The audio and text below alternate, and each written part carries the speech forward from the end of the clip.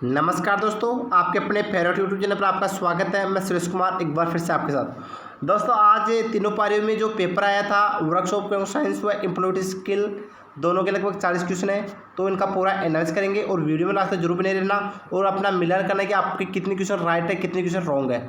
साथ ही अगर आपको इन पेपरों की PDF फाइल चाहिए तो अभी डिस्क्रिप्शन चाहिए और वहाँ पर टेलीग्राम ग्रुप ज्वाइन कर सकते हो। साथ ही आप ITI CBT एग्जाम के नाम से भी टेलीग्राम ग्रुप ज्वाइन कर सकते हो सर्च करके। इसके अलावा अब काफ़ी बच्चों के कमेंट आ रहे हैं कि सर आप इसी एक ही पेपर का बार बार एनालिसिस क्यों करें, क्योंकि दोस्तों मैं 2 या 3 रोज से एक बार जरूर इस पेपर का एनालिसिस कराता हूं।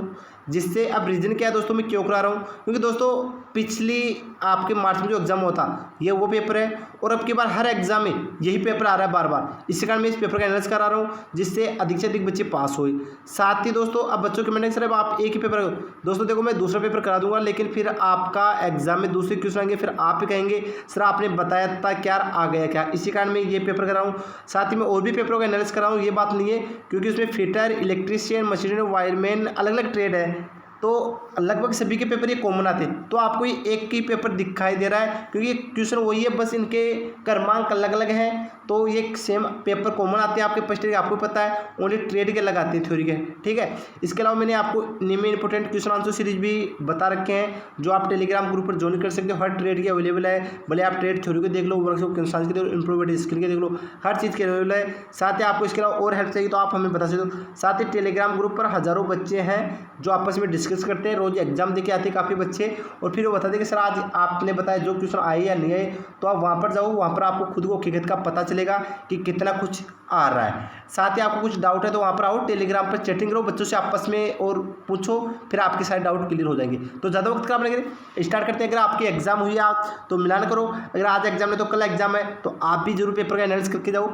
जिससे आपको अधिक से अधिक हेल्प मिले।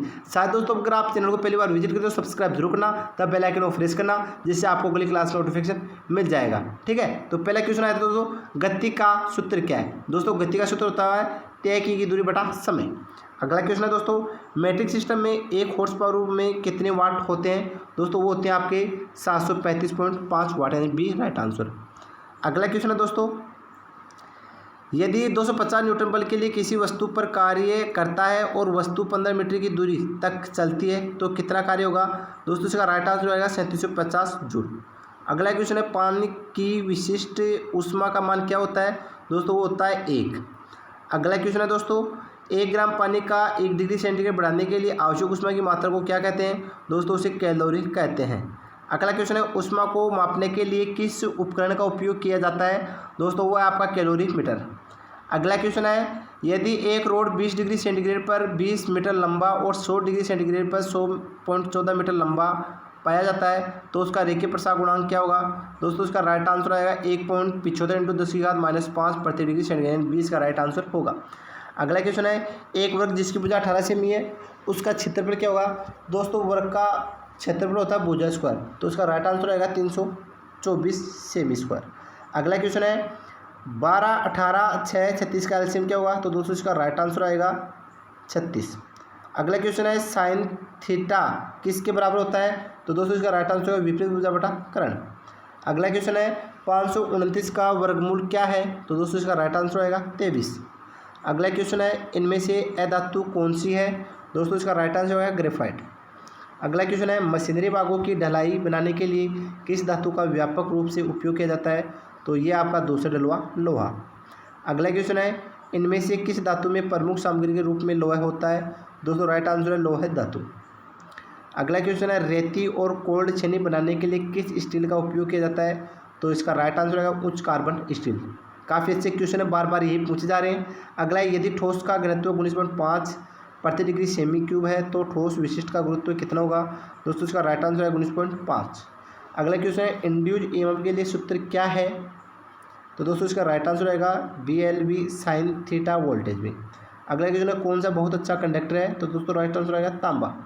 अगला क्वेश्चन है, कितने पावर की आवश्यकता होगी अगर धारा का मान 0.455 एम्पियर, आर यानी प्रतिरोध आपका 484 ओम, तो पी ज्ञात करो।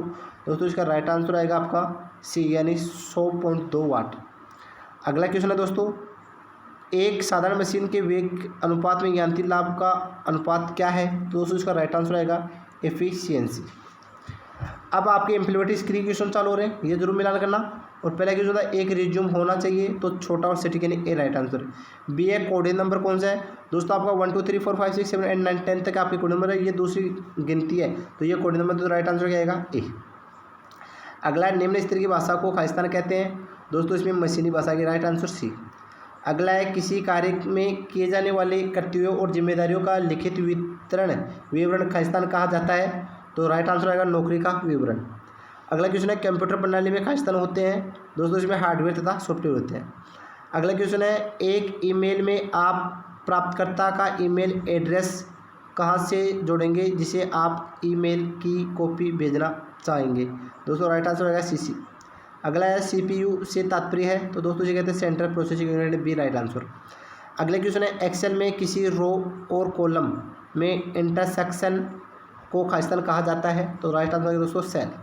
अगला क्वेश्चन आनंद प्राप्त करने के लिए केवल गाने सुनना खालिस्तान के अंतर्गत आते हैं, तो दोस्तों राइट आंसर आएगा प्रश्नात्मक लिसनिंग।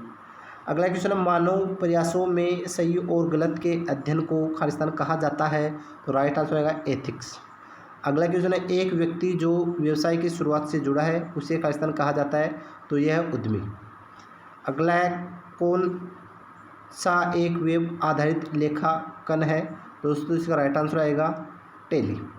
अगला क्वेश्चन है माल के उत्पादन में लगे उद्यमों को खालिस्तान के नाम से जाना जाता है, दोस्तों राइट आंसर आएगा विनिर्माण उद्यम। अगला क्वेश्चन है कम उत्पादन से खालिस्तान होगा, तो दोस्तों राइट आंसर आएगा प्रति व्यक्ति जीडीपी में कमी। अगला क्वेश्चन है एक आदमी प्रेरित खतरों में से कौन सा है, तो दोस्तों इसका राइट आंसर आएगा भूस्खलन। अगला क्वेश्चन है उनके पर्यावरण के संबंध में जीवित चीज़ों के अध्ययन को कहा जाता है, राइट आंसर आएगा दोस्तों परिस्थितिकी। अगला क्वेश्चन है नए उपयोगी उत्पादों में छोड़ी गई सामग्री की पुनः आपूर्ति को खालिस्तान कहा जाता है, दोस्तों राइट आंसर आएगा सामग्री का पुनर्चक्रण। अगला क्वेश्चन है ILO का विस्तार क्या है, दोस्तों राइट आंसर आएगा ए। अगला क्वेश्चन दोस्तों फिश बोर्ड चार्ट को खालिस्तान भी कहा जाता है, दोस्तों राइट आंसर आएगा कार्बन प्रभाव आरेख। लास्ट क्वेश्चन है दोस्तों KAIZN का अर्थ क्या है, तो दोस्तों इसका राइट आंसर आएगा निरंतर सुधार। तो दोस्तों ये था आपका एम्प्लॉयबिलिटी स्किल। अगर वीडियो अच्छा लगा तो इसको लाइक जरूर करो और अपने दोस्तों के साथ शेयर करो। तो थैंक यू दोस्तों, आज के लिए बस इतना।